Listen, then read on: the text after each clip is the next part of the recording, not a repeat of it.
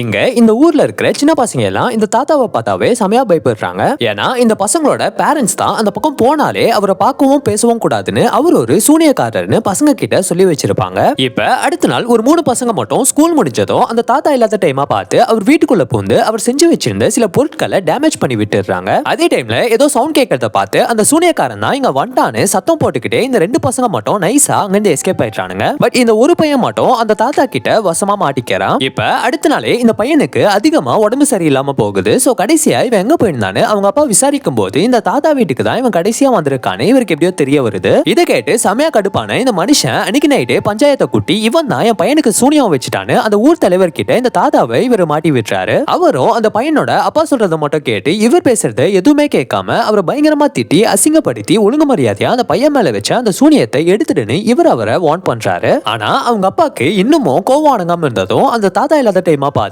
அவர் வீட்டுக்கு நைட்டோட நைட்டா இவர் தீ வச்சிட்டாரு. பட் அடுத்த நாள் போலீஸ் வந்து இத பத்தி விசாரிக்கும் போது அந்த ஊர் தலைவர் இது ஆக்சிடென்டா நடந்துருச்சுன்னு அவர்கிட்ட போய் சொல்லி அவரை கன்வின்ஸ் பண்ணி அவர் அனுப்பியும் விட்டுறாரு. இப்ப அந்த தாத்தா ஊர் பக்கமா இருக்கிற காட்டுக்குள்ள எதையோ தேடிட்டு இருக்காரு. அப்ப இவன் தனியா மாட்டிக்கிட்டான்னு இப்பயும் அவரை நிம்மதியா இருக்க விடாம ஒரு கல்லால அந்த பையனோட அப்பா இவரை பயங்கரமா தாக்கிட்டாரு. தலையில ரத்தத்தோட மைக நிலையில இருந்த இவரை ஒரு லேடி தான் இவர் மேல தண்ணி தெளிச்சு இவருக்கு குடிக்க தண்ணியும் கொடுத்து அங்க இருந்து கிளம்பிடுறாங்க.